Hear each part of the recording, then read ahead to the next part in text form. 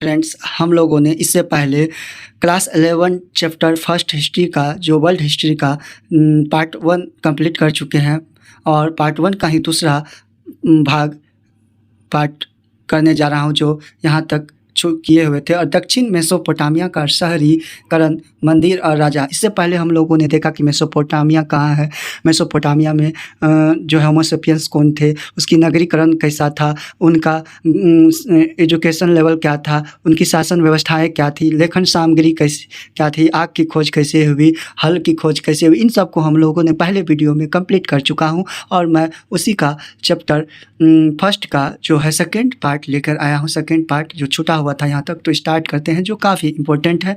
आप बने रहें। 5000 ईस्वी पूर्व में दक्षिण मेसोपोटामिया में बस्तियों का डेवलप होने लगा। इन बस्तियों में से कुछ ने प्राचीन शहरों का रूप ले लिया। ये शहर कई तरह के थे। पहले वे जो मंदिरों के चारों ओर विकसित हुए, जहाँ जहाँ मंदिर होती थी उसके चारों ओर बस्तियाँ बसने लगी, डेवलप होने लगा। दूसरे जो व्यापार केंद्रों के रूप में विकसित हुई। देखा कि जहाँ क्राउड है, जहाँ का पॉपुलेशन ज़्यादा है, उस जगह उन लोगों ने व्यापार करना शुरू कर दिया।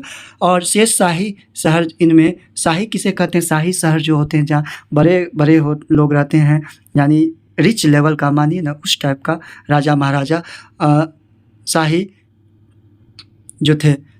दो श्रेणियों में शहरों पर चर्चा की जाएगी।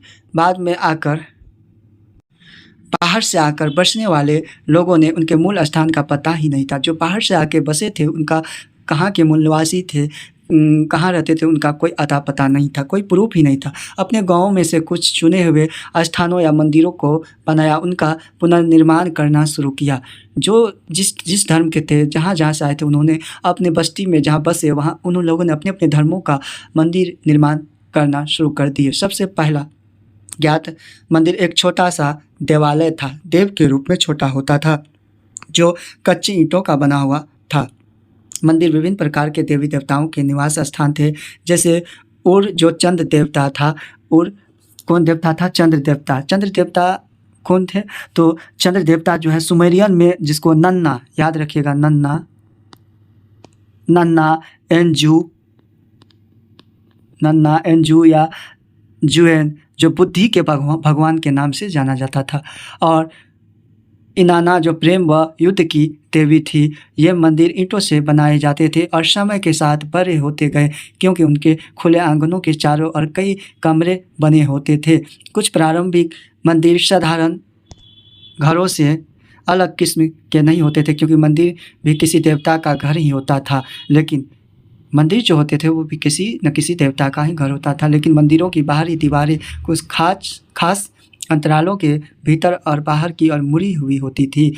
यही मंदिरों की विशेषता थी। साधारण घरों की दीवारें ऐसी नहीं होती थी। देवता पूजा का केंद्र बिंदु जो होता था, लोग देवी देवता के लिए अन्न, दही, मछली लाते थे। देखिए, उस टाइम में भी देवी देवता के लिए मछली, अन्न, ये सब लाते थे। पुराने ज़माने के कुछ मंदिरों के फर्शों पर मछली की हड्डियों की परतें जमी हुई मिली। देख सकते हैं उस टाइम में जो है, इससे प्राप्त होती कि भगवान की पूजा के लिए मछलियाँ भी लाया जाता था वो, ठीक है। आराध्य देवी सैद्धांतिक रूप से, यहाँ क्वेश्चन पॉइंट है पूछने वाला, पूछा जाएगा, मछली लाया जाता था देवी देवताओं के लिए मेसोपोटामिया वगैरह में।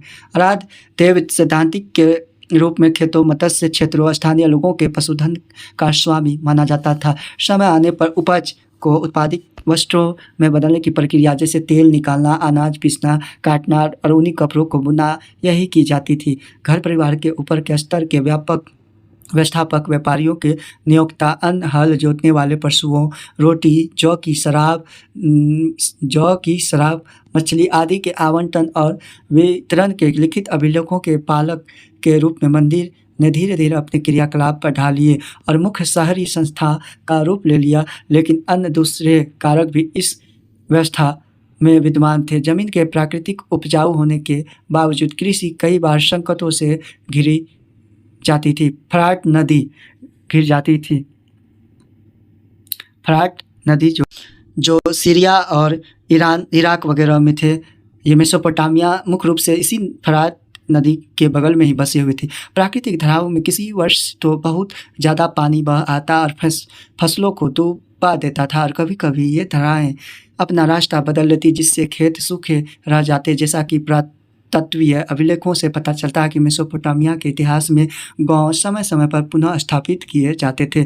यानी जब उनके शहर जो होते थे, छोटे कस्बे, पानी आने के बाद बह जाती थी तो पुनः उन लोगों ने टूटे हुए घरों को फिर से बनाते थे और बसते थे। प्राकृतिक विपदाओं के अलावा कई बार मानव निर्मित समस्याएं भी आ खड़ी होती थी। जो लोग इन धराओं के ऊपरी इलाकों में रहते थे वे अपने पास की जलधारा से इतना ज़्यादा पानी अपने खेतों में ले लेते थे कि धरा के नीचे की ओर बसे हुए गाँव को पानी ही नहीं मिलता था। ये लोग अपने हिस्से की सरनी में से गाद यानी मिट्टी नहीं निकालते थे, जिससे बहाव रुक जाता था। यानी वो ऊंचे हाइट करके वहाँ बांध बना देते थे ताकि धारा जो पानी आती थी काफ़ी, तो वो बांध के अंदर पानी रुक जाती थी और नीचे वाले को पानी नहीं मिलता। इसलिए मेसोपोटामिया के तत्कालीन देहातों में यानी ग्रामीणों में ज़मीन और पानी के लिए बार बार झगड़े हुआ करते थे। देख सकते हैं या कुछ छुटा हुआ देख लेते हैं।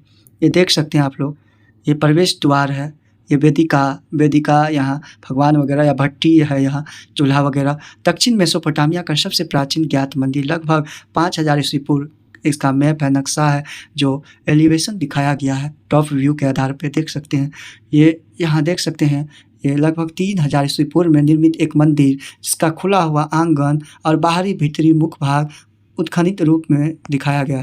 देख सकते हैं बहुत बड़ा मंदिर है ये, देख सकते हैं आप एलिवेशन के थ्रू कितना विशाल मंदिर है, खुला है, एक दरवाज़ा कहीं से है इसका एंट्री के लिए। ठीक है, जब किसी क्षेत्र में लंबे समय तक लड़ाई चलती थी तो मुखिया लड़ाई जीतते थे और वे अपने साथियों एवं अनुयायियों को लूट कर माल बांट कर खुश कर देते थे तथा हारे हुए समूह ग्रुपों में से लोगों को बंदी बनाकर अपने साथ ले जाते थे। देख सकते हैं शासन व्यवस्था कैसी थी, जहाँ अगर कहीं झगड़ा वगैरह या कुछ होता है तो वहाँ समझाया जाता है, वहाँ सोल्यूशन किया जाता है। यहाँ जो है जो हार जाता है उनको ही वो लोग बांध के ले जाते थे, दंड देते थे, जिन्हें अपने चौकीदार या नौकर बना लेते थे। देख सकते हैं इस प्रकार वे अपना प्रभाव और अनुयायियों की संख्या बढ़ा लेते थे। किंतु युद्ध में विजय होने वाले ये नेता लोग अस्थायी रूप से समुदाय के मुखिया नहीं बने रहते थे। आज है तो कल चले जाते, और लेकिन बाद में एक ऐसा समय आया जब नेताओं ने समुदाय के कम्युनिटी के कल्याण पर अधिक ध्यान देना शुरू कर दिया। उसके फलस्वरूप नई नई संस्थाएं और परिपाटियाँ स्थापित हो गई। इस समय के विजेता मुखियाओं ने कीमती भेंटों को देवता पर अर्पित करते थे। जितने भी दान में कीमती भेंट होती थी, हीरा जवाहरात, उनको वे सब देवताओं पर दान के रूप में अर्पित करना शुरू कर दिया, जिससे समुदाय के मंदिरों की सुंदरता जो है बढ़ती गई। उन्होंने लोगों को उत्कृष्ट पत्थरों की धातुओं को लाने के लिए भेजा जो देवता और समुदाय को लाभ पहुंचता सके तथा मंदिर की धन संपदा वितरण और मंदिरों में आने जाने वाली वस्तुओं का हिसाब किताब रखकर प्रभावी तरीके से संचालन कर सकें। जैसा कि एनमरकर से जुड़ी कविताएं जो है व्यक्त करती है। इस व्यवस्था में राजा को ऊंचा स्थान दिलाया तथा समुदाय पर उसका पूर्ण कंट्रोल स्थापित किया गया। हम पारस्परिक हितों को सुदृढ़ करने वाले विकास के एक ऐसे दौर की कल्पना करते हैं जिसमें मुखिया लोगों ने ग्रामीणों को गांव वाले को अपने पास बसने के लिए प्रोत्साहित किया, जिससे कि वे आवश्यकता पड़ने पर तुरंत अपनी सेना इकट्ठी कर सके। देख सकते हैं इसके अलावा लोग एक दूसरे के आसपास रहने से स्वयं को अधिक सुरक्षित महसूस कर सके। उरुक जो उन दिनों का सबसे पुराने मंदिर नगरों में से एक था, उरुक, ठीक है, याद रखिए। इसमें सशस्त्र वीरों और उनसे हटाहट हुए शत्रुओं के बीच मिलते और सावधानी पूर्वक किए गए पुरातत्वीय सर्वेक्षण से पता चला कि 3000 ईस्वी पूर्व के आसपास जब उरुक नगर का 250 हेक्टेयर बराबर कितना होता है, लगभग मान के चलिए 9 बीघा के आसपास अप्रोक्स होगा। 9 बीघा, इसको याद रखिए, इतनी बड़ी थी। 900 बीघा, कितना, 900 बीघा के, ठीक है, भूमि में विस्तार हुआ। उसके कारण दर्जनों छोटे छोटे गांव उजड़ गए और बड़ी संख्या में आबादी का विस्थापन हुआ। उसका यह विस्तार शताब्दियों बाद फले फूले मोहनजोदड़ो नगर से गुना था, 2 गुना, मोहनजोदड़ो नगर से भी 2 गुना था ये, जो 900 बीघा में फैला। अब बात आती मोहनजोदड़ो का। मोहनजोदड़ो को ही हम लोग मृतकों का टीला कहते हैं, काफ़ी इम्पोर्टेंट है ये जो है। मोहनजोदड़ो कहाँ था, तो सिंध प्रांत में था ये, पाकिस्तान में वर्तमान में। इसका खोज की बात करते जो है रखाल दास बनर्जी और मार्टिमर व्हीलर कब किया था? तो 1922 ईस्वी में खोज किए थे। कब? तो ये सिंधु नदी के किनारे स्थित है। यहाँ से क्या-क्या मिला है मोहनजोदड़ो से? तो विशाल स्नानागार, पुरोहितों का आवास, महाविद्यालय, 16 मकानों का बेरक मिला है, काँच से निर्मित जो होते थे नग्न महिला की मूर्ति मिली है, दाढ़ी बनाने वाले पुजारी की मूर्ति, चमकते हुए बंदर का चित्र, एक श्रृंगी पशुओं वाली मुद्राएँ भी प्राप्त हुई है। काफ़ी इम्पोर्टेंट है कि रक्षा के लिए सबसे उसके चारों ओर काफ़ी पहले ही एक सुदृढ़ प्राचीर बना दी गई। उनका उरुक नगर 4200 ईस्वी पूर्व से 400 ईस्वी तक बराबर अपने अस्तित्व में बना रहा और इस दौरान 2800 ईस्वी पूर्व के आसपास वह बढ़कर 400 हेक्टेयर समझ सकते हैं 1600 बीघा के आसपास फैल गया। इतनी बड़ी आबादियाँ हो गई। युद्ध बंदियों और स्थानीय लोगों को अनिवार्य रूप में मंदिर का अथवा प्रत्यक्ष रूप से शासक का काम करना पड़ता था। उन्होंने काम बांट दिया था। कृषि कर टैक्स जो लेते थे, कृषि भले ही न देना पड़े पर काम अनिवार्य था। वो बंधु व मजदूर की तरह उन लोगों को खटाते थे जिन्हें काम पर लगाया जाता था। उन्हें काम के बदले अनाज दिया जाता था। उस टाइम में अनाज ही न देगा, अनाज देगा ताकि अपने वो लोग जो थे जीविका उपार्जन के लिए रहते थे, एक तरह से घुमंतु थे। सैकड़ों ऐसी राशन सूचियाँ मिली जिनमें काम करने वाले लोगों के नामों के आगे उन्हें दिए जाने वाले अनाज, कपड़े और तेल आदि की मात्रा लिखी गई। यानी नाम के आगे में अनाज में क्या देना है, कपड़ा देना है, तेल दिए हैं, ये सब लिखा जाता था। अनुमान के अनुसार इन मंदिरों में से एक मंदिर को बनाने के लिए 1500 आदमियों ने 5 साल तक प्रतिदिन 10 घंटे काम किया था। देख सकते हैं आप लोग। शासक के हुक्म से आम लोग पत्थर खोदने, धातु खनिज लाने, मिट्टी से ईंटें तैयार करने और मंदिर में लगाने और सुदूर देशों में जाकर मंदिरों के लिए उपयुक्त सामान लाने के कामों में जुटे रहते थे। इसी वजह से 3000 ईस्वी पूर्व के आसपास उरुक में खूब टेक्नोलॉजी प्रगति पर हुई। अनेक प्रकार के शिल्पों के लिए कांसों के औजारों का प्रयोग किया गया था। वास्तुविद जो होते थे उन्हें ईंटों के स्तंभों को बनाना सीख लिया था, क्योंकि उन दिनों बड़े बड़े कमरों की छतों के बोझ को संभालने के लिए सहरतीर बनाने हेतु उपयुक्त लकड़ी नहीं मिलती थी। सैकड़ों लोगों को चिकनी मिट्टी के शंकु यानी कोन बनाने और पकाने के काम में लगाया जाता था।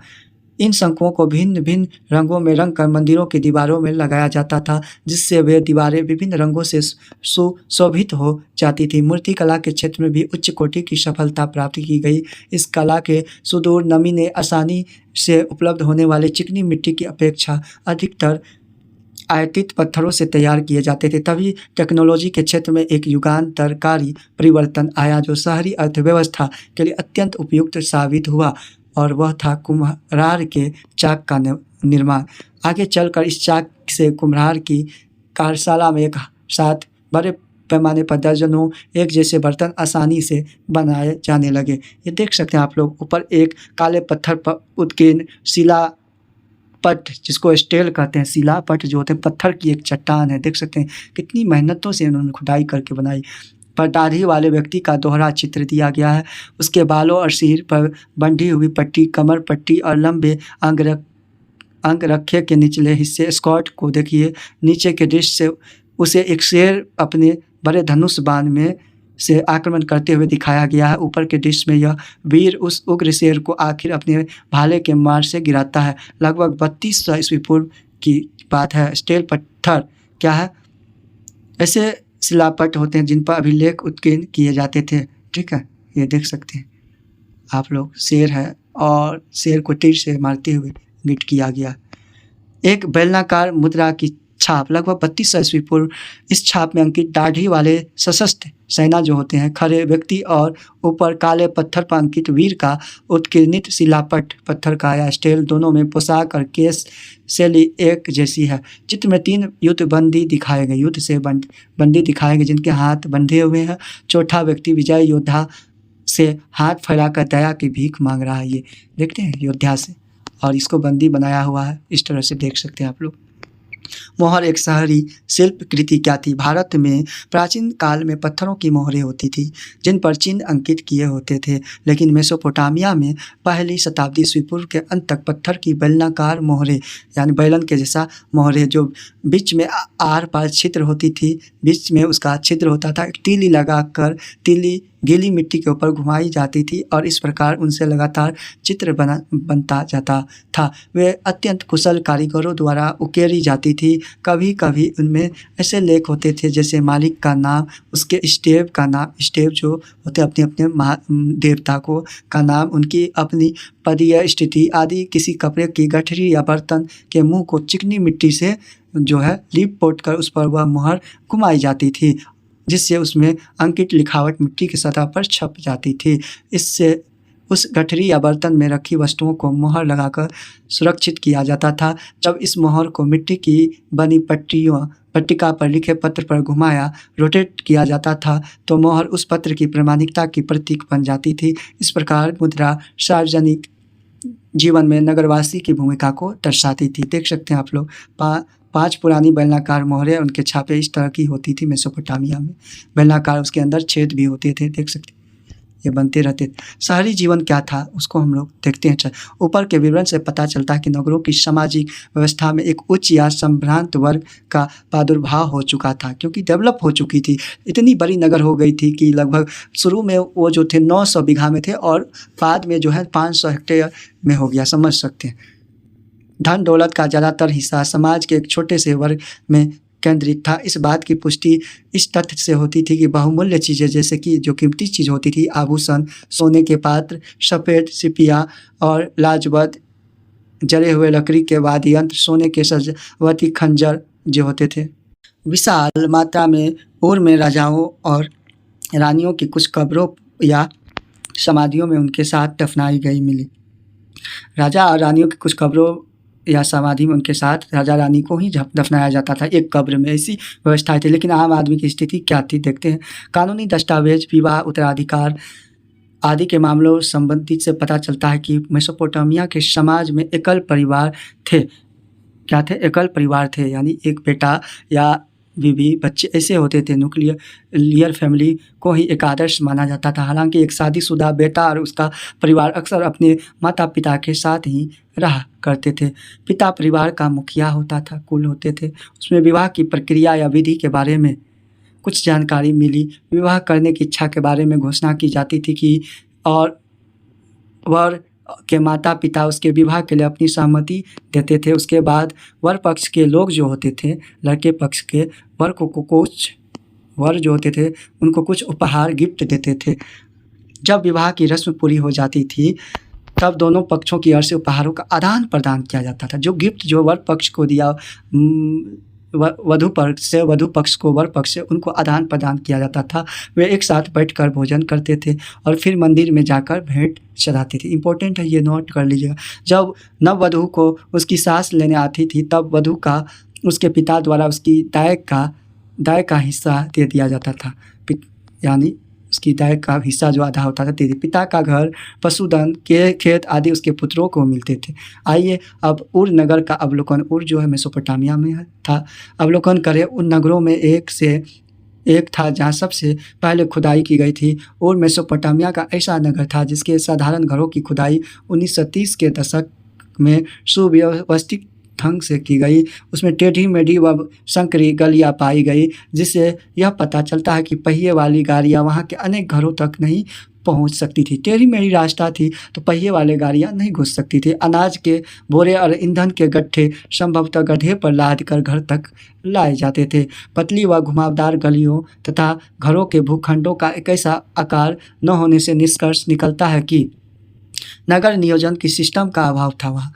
वहाँ गलियों के किनारे जल निकासी के लिए उस तरह की नलियाँ नहीं थी जैसी कि उसके समकालीन नगर मोहनजोदड़ो में जो पाई गई सिंधु सभ्यता वगैरह, बल्कि जल निकासी की नलियाँ और मिट्टी की नलिकाएँ उन उर नगर के घरों की भीतरी आंगन में पाई गई, जिससे यह समझ जाता है कि घरों की छत का ढलान भीतर की ओर होता था और वर्षा का पानी का निकास नालियों के माध्यम से भीतरी आंगन में बने हुए हौजों में ले जाया जाता था। शायद यह इसलिए किया गया था कि एक साथ तेज वर्षा आने पर घर के बाहर की कच्ची गलियां बुरी तरह कीचड़ से न भर जाए, ऐसी व्यवस्थाएं थी। देख सकते हैं, ये देखते हैं हौज क्या था। जमीन में एक ऐसा ढका हुआ गड्ढा होता था जिसमें पानी और मल जाता था, गंदगी जाती थी।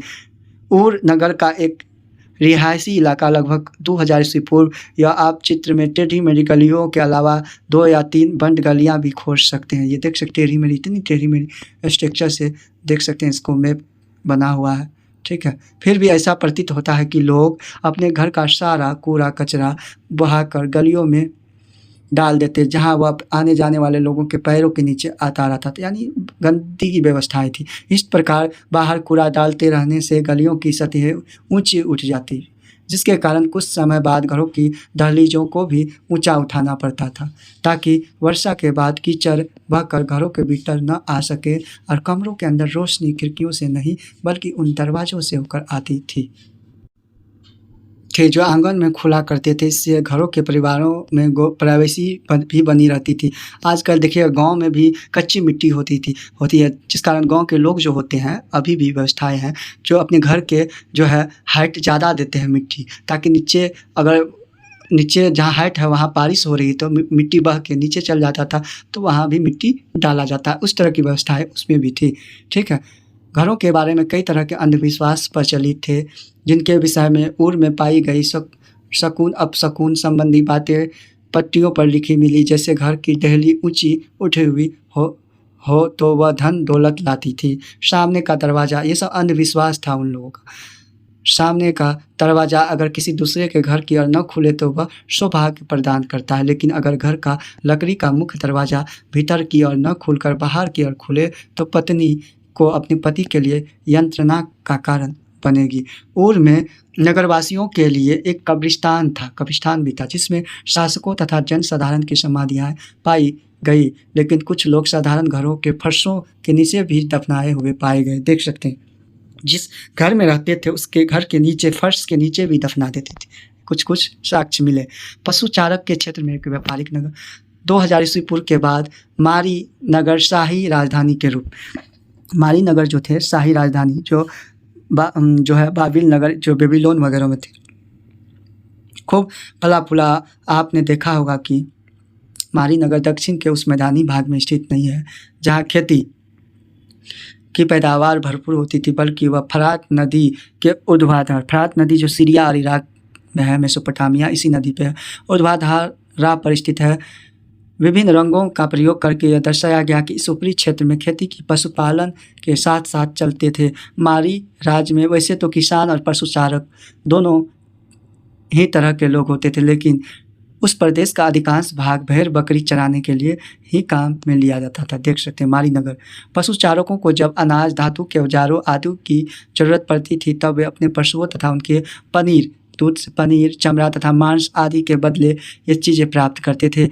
बारे में रखे जाने वाले पशुओं के गोबर से बनी खाद भी किसानों के लिए बहुत उपयोगी होती थी। फिर भी किसानों तथा गररियों के बीच किसान तथा किसके गररिया कौन थे? खाना पदोस थे गररिया, जो जीविकापार्जन के लिए एक स्थान से दूसरे स्थान जाते थे, वही गररिया होते थे।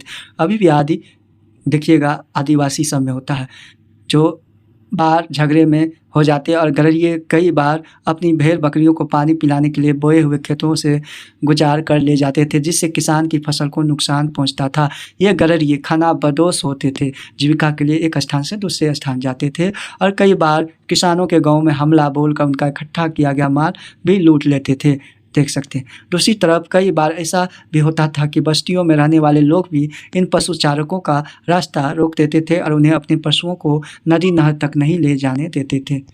देख सकते हैं मारी नगर की कंडीशन है, ये देख सकते हैं बीच में फरात नदी बह रही है, ये कृषि भूमि है और यहाँ भी कृषि भूमि देखते हैं, ये सब बाढ़ग्रस्त है, ठीक है, क्षेत्र है। मेसोपोटामिया के इतिहासकार पर नज़र डालें तो पता चलेगा कि वहाँ के कृषि से समृद्ध हुए मुख्य भूमि प्रदेश में यायावर समुदायों के झुंड जो होते थे। कौन समुदाय? यायावर समुदायों के झुंड पश्चिमी मरुस्थल से आते रहते थे। ये गररिये जो भूखमंतु होते थे, गर्मियों में अपनी एक साथ एक उपजाऊ क्षेत्र के बोए हुए खेतों में अपनी भेड़ बकरी ले आते और समूह गररियों के फसल काटने वाले मजदूरों अथवा भाड़े के सैनिकों के रूप में आते थे और भाड़े के रूप में आते थे, समृद्ध होकर, यानी बदले में अनाज दे दिया जाता, यही बस चाहते थे। उनमें से कुछ ने अपना खुद का शासन स्थापित की शक्ति की प्राप्त कर ली थी। ये खाना बदोश लोग खानाबदोश दोस्त लोग जो होते थे क्या होते थे, अक्कडी अक्कडी, एमोराइट जो होते हैं, एमर के वंशज, हाम के पुत्र वगैरह इन सब। उसके बाद है असीरियाई एक साम्राज्य था जो सैन्य रणनीति को तैयार करते थे, और आर्मीनियन जाति के थे, आर्मीनियन जो पूर्वी रोमन साम्राज्य वगैरह के आते थे।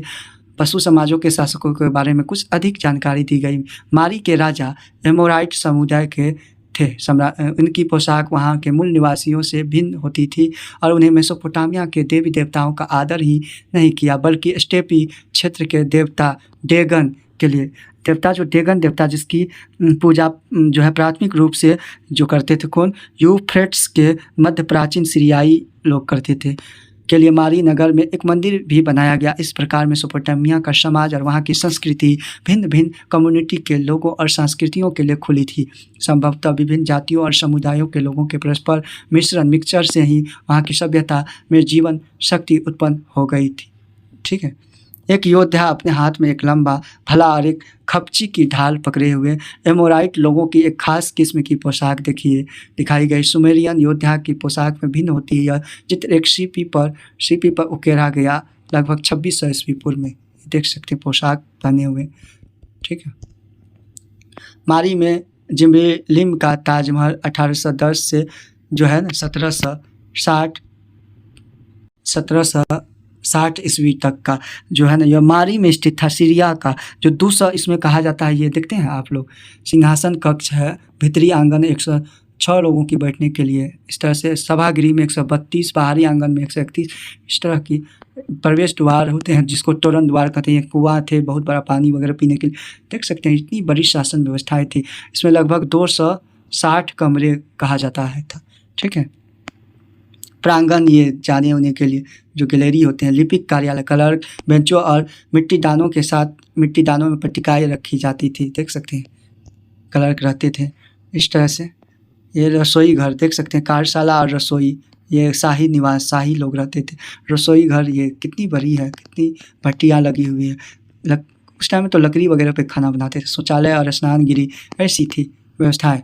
तो देखते हैं हम लोग जिमरी लिम का मारी स्थित ताजमहल 1810 से 1760 ईस्वी पूर्व में। मारी का विशाल ताजमहल वहाँ के शाही परिवार का निवास स्थान तो था ही, साथ ही वह प्रशासन और उत्पादन, विशेष रूप की कीमती धातुओं के आभूषणों के निर्माण का भी मुख्य केंद्र था।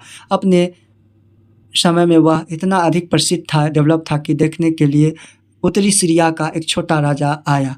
वह अपने साथ मारी के राजा जिम्रेलिम के नाम उसके एक अन्य राजा का परिचय पत्र लेकर वहाँ आया था।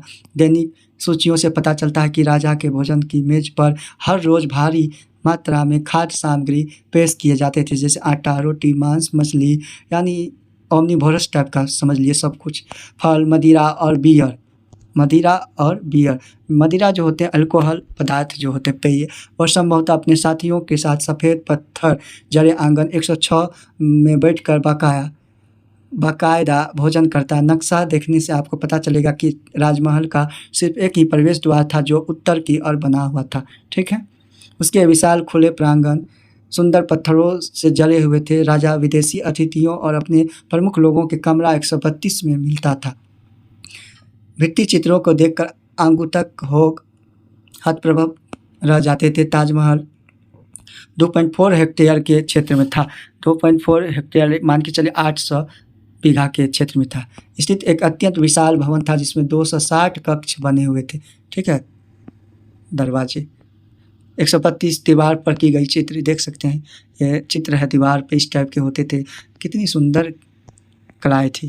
किंतु मारी के राजाओं को सदा सतर्क एवं अलर्ट एवं सावधान रहना पड़ता था। विभिन्न जनजातियों के चरवाहों को राज्य में चलने फिरने की इजाज़त तो थी, परंतु उन पर कड़ी नज़र रखी जाती थी।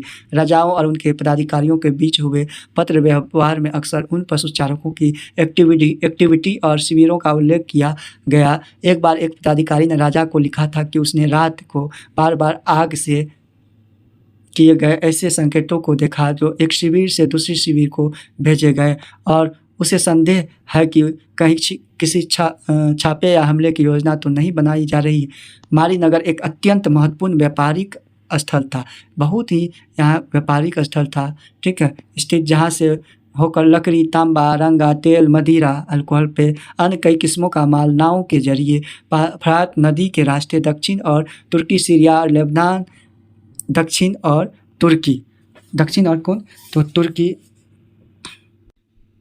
तुर्की जिसकी राजधानी की बात करें अंकारा, सीरिया की राजधानी की बात करें दशमिक, लेबनान, बेरूट के ऊंचे इलाकों के बीच ले जाया जाता था। मारी नगर व्यापार के बल पर समृद्ध हुए शहरी केंद्र का एक अच्छा एग्जाम्पल है। दक्षिणी नगरों को घिसाई पिसाई के पत्थर, चक्कियाँ, लकड़ी और शराब तथा तेल के पीपे जो डिब्बा में आते थे, बड़े बड़े बने होते थे, और जाने वाली जलपोत मारी में रुका करते थे। मारी के अधिकारी जलपोत पर यानी जलपोत नाव पर जाया करते थे, उस पर लदे हुए सामान की जांच करते थे। एक नदी में 300 मदिरा के पीपे रखे जा सकते थे, देख सकते हैं, एक नदी में डिब्बे, और उसे आगे बढ़ने की इजाज़त देने से पहले उसमें लदे माल की कीमत का लगभग 10% प्रभार टैक्स वसूल करते थे, जो एक विशेष किस्म की नौकाओं में आता था। सबसे महत्वपूर्ण बात यह है कि कुछ पट्टिकाओं में साइप्रस द्वीप जो है, निकोसिमा की कैपिटल है साइप्रस, ठीक है। अलासिया जो होते थे, अबू अलासिया एक नगर था मेसोपोटामिया का, आने वाले तांबे का उल्लेख मिला। यह द्वीप उन दिनों तांबे तथा टीन के व्यापार के लिए बहुत फेमस था, परंतु यहाँ रांगे का भी व्यापार होता था, क्योंकि कांसा औजार हथियार बनाने के लिए प्रमुख औद्योगिक सामग्री था, इसलिए उसके व्यापार का बहुत महत्व था। इस प्रकार यद्यपि मारी राज्य सैनिक दृष्टि से उतना सबल नहीं था, उतना डेवलप नहीं था, परंतु व्यापार और समृद्धि के मामले वह अद्वितीय था, उसका कोई और दूसरा नहीं था। मेसोपोटामिया के नगरों की खुदाई आज मेसोपोटामिया के पुरास्थलों के उत्खनन पहले उत्खननों की तुलना में बहुत अधिक कुशल है। उनके कार्यों के यथार्थता एवं परिशुद्धता और अभिलेखन का स्तर बहुत ऊंचा है, इसलिए अब उस तरह के बड़े बड़े इलाकों की खुदाई नहीं की जाती जैसी ऊर नदी में की गई। उसके अलावा बहुत कम पुरातत्वविदों के पास ही इतनी बड़ी धनराशि होती कि वे एक साथ खनकों के बड़े दल की खुदाई के काम पर लगा सके। इस प्रकार जानकारी प्राप्त करने का तरीका बदल गया। इस संबंध में अबू सलाबिक जो एक नगर था मेसोपोटामिया का नामक इस छोटे कस्बे का उदाहरण ले। यह कस्बा 250 ईस्वी पूर्व में लगभग 2500 ईस्वी पूर्व में लगभग 10 हेक्टेयर ज़मीन पर बसा हुआ था। कितना तो 10 हेक्टेयर, समझ सकते हैं कितनी ज़मीनें थी, 10 हेक्टेयर यानी 3600 बीघा के आसपास, ठीक है। 10,000 से कम थी। इसकी दीवारों की रूपरेखा की ऊपरी सतहों की सर्वप्रथम खरोंच कर निकाला गया। इस प्रक्रिया में टीले की ऊपरी सतह को किसी बेलचे या फावरे या अन्य औजार के धारदार चोरे से सिरे के कुछ मिलीमीटर तक खरोंच जाता है। नीचे की मिट्टी तब भी कुछ नम पाई गई और पुरातत्वविदों ने भिन्न भिन्न रंगों, उसकी बनावट तथा ईंटों की दीवारों की कंडीशन तथा गड्ढों और अन्य विशेषताओं का पता लगाया लिया। जिन थोड़े से घरों की खोज की गई उन्हें खोद कर निकाला गया। पुरातत्वविदों ने पौधों और पशुओं के अवशेषों को प्राप्त करने के लिए टनों मिट्टी की छानबीन और उसके चलते उन्होंने पौधों और पशुओं की अनेक प्रजातियों का पता लगाया। उससे पता चला उन्हें बड़ी मात्रा में जली हुई मछलियाँ की हड्डियाँ भी मिली, देख सकते हैं, जो बुहार कर बाहर गलियों में डाल देते थे, ठीक है। वहाँ गोबर के उपलों के जले हुए ईंधन मिले। गोबर जो सुखा के गोइठा वगैरह होते हैं उसके उपल को जलाकर जो ईंधन होते थे वो भी मिले। पौधे के बीज भी मिले, रेशे मिले, रेशे जो सूती वस्त्र तैयार वगैरह होते हैं। इससे एक स्थान पर रसोई घर होने का भी पता चला, यानी खाना बनाने की। घरों में रहने के कमरे कौन से थे यह जानने के संकेत बहुत कम मिले।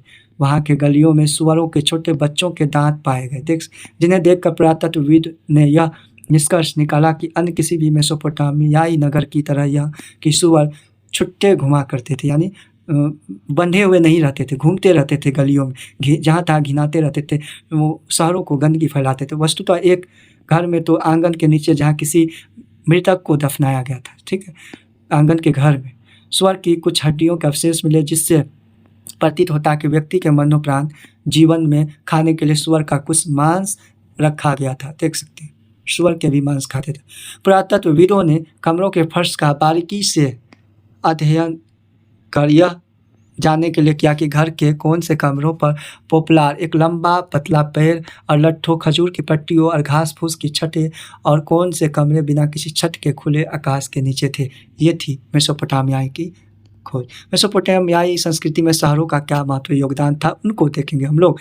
मेसोपोटामियाई वासी शहरी जीवन को महत्व देते थे, बहुत ही इम्पोर्टेंट मानते थे, जहाँ अनेक समुदायों और संस्कृतियों के लोग साथ साथ रहा करते थे। युद्ध में एल्ट्रुस्ट युद्ध में शहरों के नष्ट हो जाने के बाद वे अपने काव्यों के जरिए उन्हें याद करते थे। ठीक है, मेसोपोटामियाई के लोगों को अपने नगरों का कितना अधिक गर्व था, इस बात का सबसे अधिक मर्मस्पर्शी वर्णन में हमें गिलगेमिश महाकाव्य के अंत के बारे में। गिलगेमिश महाकाव्य जो है संसार का सबसे प्राचीन महाकाव्य है, जो वीर काव्य होने के अलावा मानव जाति की प्रथम पुस्तक भी माना जाता है इसको महाकाव्य। अंत में मिलता है, यह काव्य 12 पट्टिकाओं पर लिखा गया था। ऐसा कहा जाता है कि गिलगेमिश ने एनमरकर के कुछ समय बाद उरुक नगर पर शासन किया था। कहाँ किया था? तो उरुक नगर पर शासन किया था। एक महान योद्धा जिसने दूर दूर तक के प्रदेशों को अपने अधीन कर लिया था, लेकिन उसे उस समय गहरा झटका लगा जब उसका वीर मित्र अचानक मर गया। उसके साहसी मित्र जो होते शासक थे वो मर गया अचानक। उसे दुखी होकर वह अमृत की खोज में निकल पड़ा। ठीक है, उसने सागरों संसारों को पार किया और दुनिया भर का चक्कर लगाया, मगर उसे अपने साहसिक कार्य में सफलता नहीं मिली। हार कर गिलगेमिश अपने नगर उरुक लौट आया। जब वह अपने आप को सांत्वना देने के लिए शहर की चार दीवारी के पास आगे पीछे चहलकदमी कर रहा था, तभी उसकी नज़र उन पक्की ईंटों पर पड़ी जिनसे उनकी नींव डाली गई थी। भाव विभोर हो उठा। इस प्रकार उरुक नगर की विशाल प्राचीर पर आकर महाकाव्य की लंबी वीरतापूर्ण साहस भरी कथा का अंत हो गया। महाकाव्य क्या है? तो बात करें महाकाव्य का, तो महाभारत तो विश्व का सबसे बड़ा महाकाव्य है। जो महाभारत की रचयिता कौन है? तो वेद व्यास है। ठीक है, यहाँ गिलगेमिश एक जनजातीय योद्धा की तरह यह नहीं कहता कि उसका अंत निश्चित है, पर उसके पुत्र जो जीवित रहेंगे और इस नगर का आनंद लेंगे, इस प्रकार उसे अपने नगर में सांत्वना मिलती है। उसकी प्यारी प्रजा ने बनाया था। लेखन कला की देन क्या थी? हालांकि मर्मस्पर्शी कहानियों किस्सों की तरह तरह के वर्णन को तो मुख्य रूप से एक दूसरे को सुनाते हुए जीवित रखा जाता था, और पर विज्ञान यानी साइंस को जीवित रखने के लिए लिखित दस्तावेजों और किताबों की जरूरत पड़ती, ताकि विद्वानों को आगे आने वाली पीढ़ियाँ उन्हें पढ़ सके। संभवतः मेसोपोटामिया की दुनिया की सबसे बड़ी देन है उसकी कालगणना जो गणित मैथमेटिक्स विद्वतापूर्ण परंपरा थी। 1800 ईस्वी पूर्व के आसपास कुछ पट्टियाँ मिली जिनमें गुना और यानी मल्टीपल और डिवाइड की तालिकाएँ, स्क्वायर और क्यूब की चक्रवृद्धि ब्याज यानी कंपाउंड इंटरेस्ट की सारनियाँ दी गई। उनमें 2 का वर्गमूल यह दिया गया था, इस टाइप का था, देख सकते हैं। 1 + 24/60 + 51/60 का स्क्वायर प्लस 10/60 का क्यूब, इस तरह का था। अगर आप इसे हल करें तो इसका उत्तर 1.414296 होता है। इसके सही उत्तर इस तरह का देख सकते हैं। सही उत्तर 1.41421356 से थोड़ा ही भिन्न अलग था। इस समय के विद्यार्थियों को इस प्रकार के सवाल हल करने होते थे। ठीक है, इस तरह का सिंप्लीफिकेशन वगैरह जो होते हैं। ठीक है, अगर एक खेत का क्षेत्रफल इतना है और वह एक अंगुल गहरे पानी में डूबा हुआ है, तो संपूर्ण पानी का आयतन बताना होता था। ठीक है, इस तरह से पृथ्वी के चारों ओर चंद्रमा की परिक्रमा के अनुसार एक दूसरे वर्ष का 12 महीनों के विभाजन 1 महीनों का 4 हफ्तों में विभाजन होता था। एक दिन का 24 घंटों में, जो अभी भी है, 1 घंटे का 60 मिनट विभाजन, यह सब जो आज हमारी रोज़मर्रा की ज़िंदगी का अचेतन हिस्सा है, मेसोपोटामिया वासियों से ही हमें मिला है। कि समय का उपयुक्त विभाजन सिकंदर जो इसका जन्म 356 ईस्वी पूर्व में हुआ था। इसका घोड़े का नाम पूछा जाता है बहुत बार, तो बुसेफला था। कौन था? बुसेफालस था। ठीक है, सिकंदर के गुरु कौन थे? तो अरस्तु। उत्तराधिकारियों में अपना वहाँ के वो रोम और फिर इस्लाम की दुनिया को मिला और फिर मध्ययुगीन यूरोप पहुँचे। यहाँ सब देख सकते हैं आप लोग। जब कभी सूर्य की और चंद्र ग्रहण होते थे। सूर्य ग्रहण कैसे होता है? तो सूर्य ग्रहण सूर्य और क्या, तो सूर्य जो होते हैं, सूर्य और चंद्रमा, क्या सूर्य और जो है सन और मून के बीच में जो होते हैं, ये सूर्य ग्रहण जो होते हैं, सूर्य ग्रहण जो होते हैं, सूर्य और पृथ्वी के बीच में क्या आ जाता है, तो चंद्रमा आ जाती है। ठीक है, चंद्र ग्रहण पूछेगा तो चंद्र ग्रहण क्या कैसे होता है, पृथ्वी जो होते हैं, सूर्य और चंद्रमा के बीच में क्या आ जाता है, पृथ्वी जिस पे हम लोग रहते हैं, तो वो आ जाता है, तो चंद्र ग्रहण होता है। तो वर्ष, मास और दिन के अनुसार उनके घटित होने का हिसाब रखा जाता है। इसी प्रकार रात को आकाश में तारों और तारामंडल की स्थिति कंडीशन का बराबर नज़र रखते हुए उनका हिसाब रखा जाता था। तारा से काउंटिंग करते थे कि कितने दिन हुए, कितने महीने हुए। ठीक है, मेसोपोटामिया वासियों ने इन महत्वपूर्ण उपलब्धियों में से एक भी उपलब्धि संभव नहीं होती। लेखन की कला और विद्यालय जैसी इन संस्थाओं का अभाव होता है, जहाँ विद्यार्थी पुरानी लिखित पत्रिकाओं को पढ़ते और उनकी नकल करते, जहाँ कुछ छात्रों को साधारण प्रशासन का हिसाब किताब रखने वाले लेखाकार न बनाकर ऐसा प्रतिभा संपन्न व्यक्ति बनाया जाता था जो अपने पूर्वजों की बौद्धिक उपलब्धियों को आगे बढ़ा सके। उनकी यह सोचना गलत होगा कि मेसोपोटामिया के शहरी लोग आधुनिक तौर तरीके से परिचित नहीं थे। अंत में हमें उन दो प्रकार के प्रारंभिक प्रयत्नों का अवलोकन करना चाहिए जिनके द्वारा अतीत के प्रलेखों एवं परंपराओं को खोजने और सुरक्षित रखने की कोशिश की गई थी। एक पुराकालीन पुस्तकालय क्या था, लोह युग जो थे, इस टाइम का उपयोग वगैरह किया जाता था। उत्तरी प्रदेशों में असीरियाई साम्राज्य की स्थापना हुई जो 720 से 610 ईस्वी पूर्व तक अपनी उन्नति के पॉइंट पर था, शिखर पर था। साम्राज्य मिस्र तक फैला हुआ था। राज्य की अर्थव्यवस्था उन दिनों लूटमार की हो गई थी, यानी काफ़ी लूट होती थी वहाँ, जो आया लूट के चला जाता था। ठीक है, क्योंकि अधीनस्थ प्रजाजनों को दबाकर उनमें खाद्य सामग्री, पशु, धातु और शिल्प की वस्तुओं के रूप में बेगार और नजराना जबरदस्ती लिया जाता था। ठीक है, टैक्स वगैरह। बड़े बड़े असीरियाई शासक जो बाहर से आकर बसे थे दक्षिणी क्षेत्र बेबीलोनिया को उच्च संस्कृति का केंद्र मानते थे। उसमें आखिरी राजा अशुरबनीपाल कौन था? आखिरी राजा अशुरबनीपाल जो 668 से 627 ईस्वी पूर्व में उत्तर में स्थित अपनी राजधानी को निन्वे में एक पुस्तकालय की स्थापना की। उसमें इतिहास, महाकाव्य जो सबसे बड़ा महाकाव्य महाभारत है। ठीक है, शकुन साहित्य क्या, तो शकुन साहित्य जो शुभ या अशुभ घटनाओं की जानकारी देने वाला होता था। और ज्योतिष विद्या जो होते हैं, ग्रह, नक्षत्र, खगोलीय पिंडों या तारों, इन सब पे विश्वास करते हैं। स्तुतियों और कविताओं की पट्टिकाओं को इकट्ठा करने का बहुत प्रयत्न किया और उसमें सफल रहा। उसने अपने लिपिकों को दक्षिणी में पुरानी पट्टी का पता लगाने के लिए भेजा, क्योंकि दक्षिण में लिपिकों को विद्यालय में पढ़ना लिखाना सिखाया जाता था, जहाँ उन्हें दर्जनों की संख्या में पट्टिकाओं की नकलें तैयार करनी होती थी। बेबीलोनिया में ऐसे ही नगर थे जो पट्टिकाओं के विशाल संग्रह तैयार किए जाने और प्राप्त के लिए मशहूर थे। हालांकि लगभग 1800 ईस्वी पूर्व के बाद सुमेरियन भाषा बोली जानी बंद हो गई और लेकिन विद्यालय और शब्दावलियों में संकेत सूचियों, द्विभाषी सुमेरी और अक्काडी पट्टिकाओं आदि के मध्यम में वह पढ़ाई की जाती थी। इसलिए 650 ईस्वी पूर्व में भी 2000 ईस्वी पूर्व तक पुरानी किलाकार अक्षरों में लिखी पट्टिकाएँ पढ़ी और समझी जा सकती थी। और अशुरबनीपाल के आदमी यह जानते थे कि पुरानी पट्टिकाओं और उनकी प्राकृतियों को कहाँ खोजा और प्राप्त किया जा सकता है। गिलगामेश के महाकाव्य जैसी महत्वपूर्ण पट्टिकाओं की प्रतियां तैयार की गई। प्रतियां तैयार करने वाले उनमें से अपना नाम और तिथि डेट लिखते थे। कुछ पट्टिकाओं के अंत में अशुरबनीपाल का उल्लेख भी मिलता है। किसका? बनीपाल का भी उल्लेख मिलता है। ब्रह्मांड का सम्राट, असीरिया का शासक जिसे देवताओं ने विशाल बुद्धि प्रदान की है, जिसे विद्वानों के पांडित्य के गुण ज्ञान को प्राप्त करने में सफलता प्राप्त की है।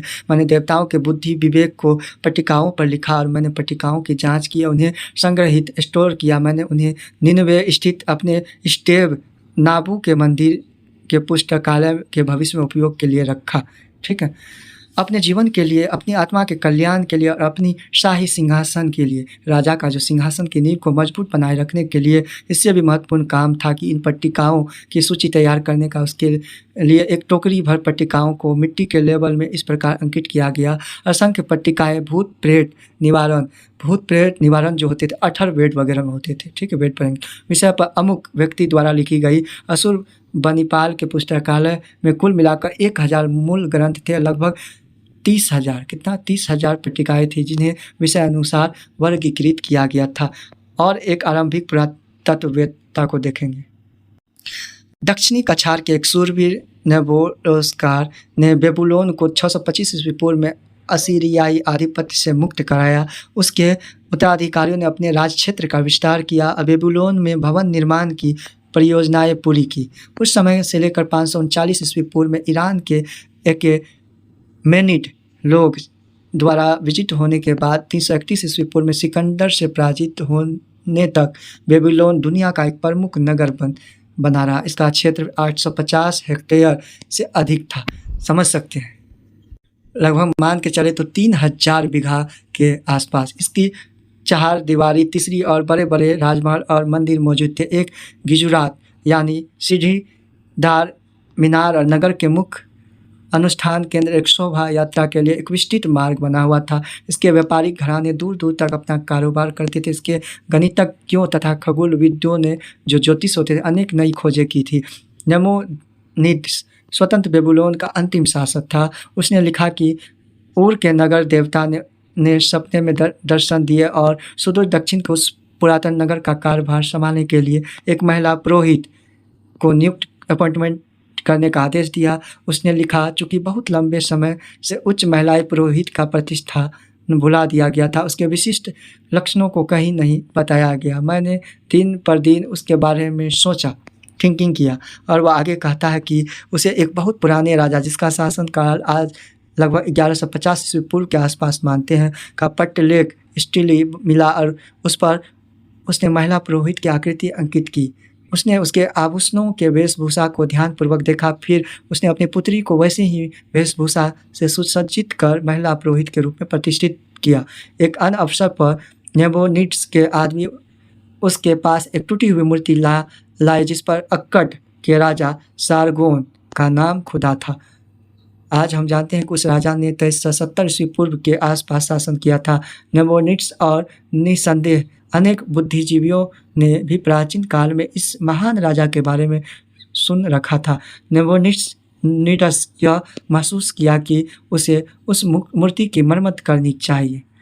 वह लिखता है, देवताओं के प्रति भक्ति और राजा के प्रति अपनी निष्ठा के कारण मैंने कुशल शिल्पियों को बुलाया, कलाकारों को बुलाया और उसका खंडित सिर बदलवाया दिया। इस तरह से आइए हम लोग इससे रिलेटेड काल रेखा को देखेंगे। लगभग 70,000 से 60,000 ईस्वी पूर्व में उत्तरी मेसोपोटामिया के मैदानों में खेती की शुरुआत हुई थी। लगभग 5000 ईस्वी पूर्व में दक्षिणी मेसोपोटामिया में सबसे पुराने मंदिरों का बनना शुरू हुआ। लगभग 3200 ईस्वी पूर्व मेसोपोटामिया में लेखन कार्य की शुरुआत हुई। लगभग 3000 ईस्वी पूर्व में उरुक का एक विशाल नगर के रूप में विकास, कांसे के औजारों और इस्तेमाल में बढ़ोतरी हुई।